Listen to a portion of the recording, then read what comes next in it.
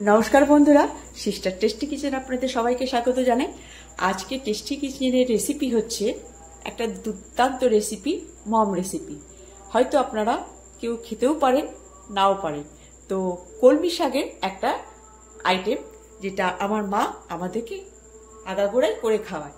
তো কলমি শাকের পাতা আর ডাঁটাগুলো এইভাবে আমি কেটে নিয়েছি, মানে করে নিয়েছি, মানে কিছুই ফেলিনি আর কি।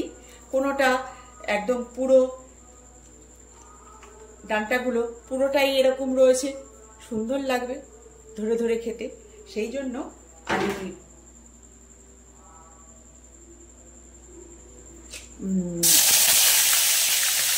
বন্ধুরা লঙ্কা ফোড়ন দিলাম।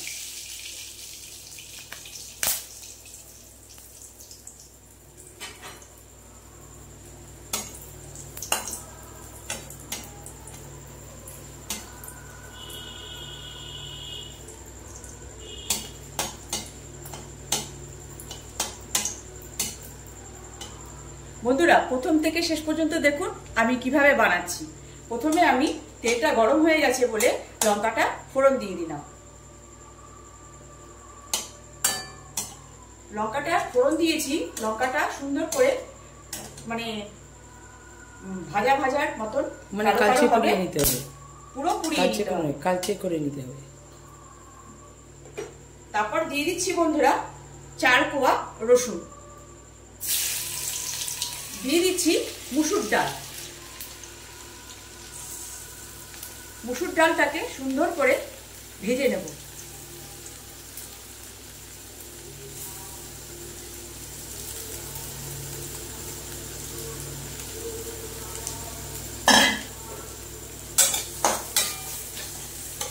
এত সুন্দর করে ভেজে নেব বন্ধুরা যে মানে যাতে এই যে ডালের যে কালারটা সুন্দর সাদা সাদা হয়ে যাবে সেরকম।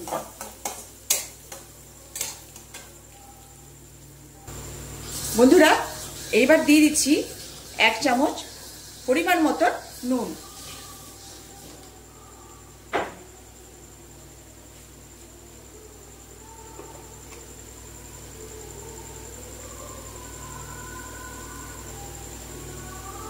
দিয়ে দিলাম 1 চামচ হলুদ।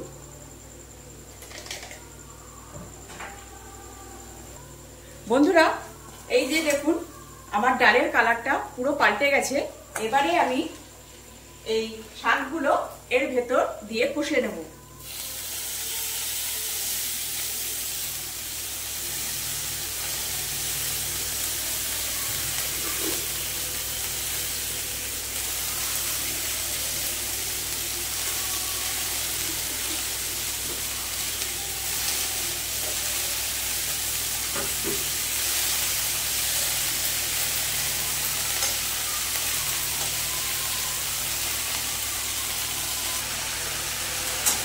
বন্ধুরা শাকটার সঙ্গে ঠিক ডালটার সঙ্গে ঠিক এই পজিশনে আস্তে আস্তে ধরে ধরে উল্টাবেন, যাতে ডালটা লালচে না হয়ে যায়। সেই জন্যে এইভাবে ঠিক ডালগুলো সুন্দর ওপর থেকে নিচের থেকে ওপরে শাকগুলোর সঙ্গে একদম মাখা মাখা করে দিতে হবে।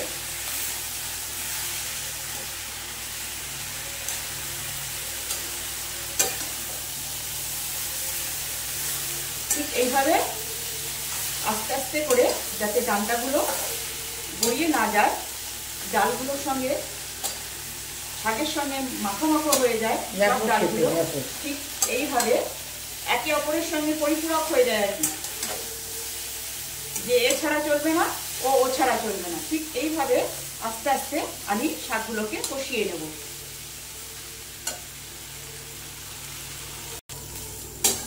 জানেন তো বন্ধুরা, যারা শাক পাতা পছন্দ করে না তারা অবভিয়াসলি আমার এই সামান্য রেসিপি তাদের খুব ভালো লাগবে।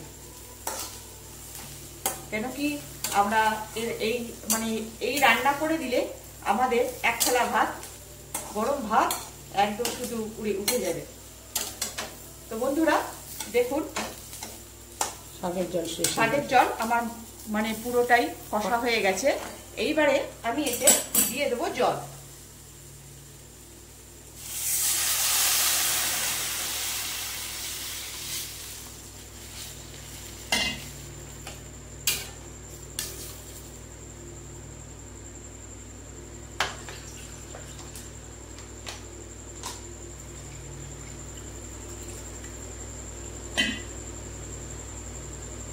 এবার ফ্লেমটাকে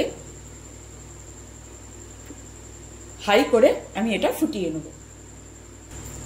বন্ধুরা, আমি ডালে এতে এতটা জল দিয়েছি এই কারণে, জানেন তো বন্ধুরা, জল ফুটলে সেই যার সঙ্গে ফুটবে সবজির সঙ্গে ফুটে যখন অল্পতে পরিণত হবে না বন্ধুরা, তাতে স্বাদ বাড়ে। সেই জন্য আমি এতটা জল দিলাম, কেন কি আমার ভাজা ডাল ওটাও তো সেদ্ধ হতে হবে, সেই জন্য এতটাই জল দিলাম, যাতে ফুটে একটা সুন্দর একটা ফ্লেভার আসে আর খেতে টেস্টফুল লাগে। আর সব থেকে বন্ধুরা, এখানে আপনি যে যারা একটু চিনি খান, মানে মিষ্টি খান, তো তারা একটু মিষ্টি ইউজ করতে পারেন। আর দ্বিতীয় কথা হচ্ছে, যখন নাবাবেন জিনিসটা তখন একটু চেক করে নাবাবেন নুন আর চিনির যে ব্যালেন্সটা সেটা ঠিক আছে কিনা। বন্ধুরা, এই যে দেখুন কতটা জল কমে কিরকম গদগদ টাইপ এসছে, এটা আরেকটু রস রস ভাব থাকবে। তো আর শাকগুলো কিরকম নেতিয়ে গেছে, যাতে সুন্দরভাবে সেদ্ধ হয়ে যায় সেই জন্যে, আর এই শাকের সঙ্গে ডালের সঙ্গে মানে মাখো মাখো হয়ে যায়, তাহলেই ভালো লাগবে। আর একটু মানে আমার এখানে ডালটা একটু রস রস ভাব থাকবে।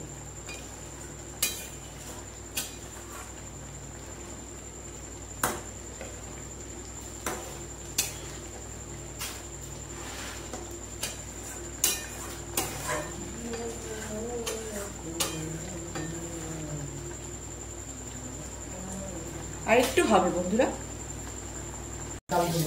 বন্ধুরা, এই দেখুন ঠিক আমার ডালের পজিশন আসলো এই। তো আমার ফাইনালি আমার ডাল কমপ্লিট। এবার করবো গ্যাসটা আর আপনাদের দেখাবো যে কিরকম সুন্দরটা হয়েছে।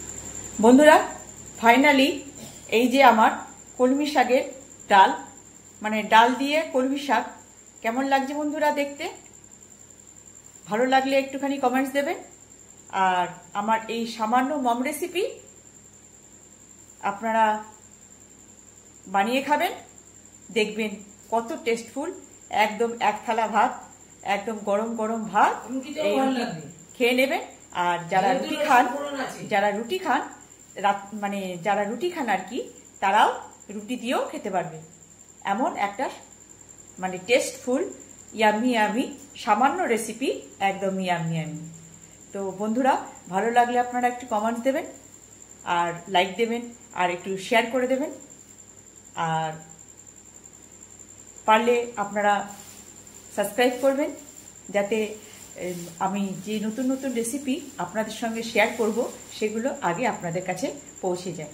তো বন্ধুরা, এই পর্যন্ত আমার সামান্য রেসিপি আপনারা বানিয়ে খাবেন আর এনজয় করবেন। রাখছি, বাই।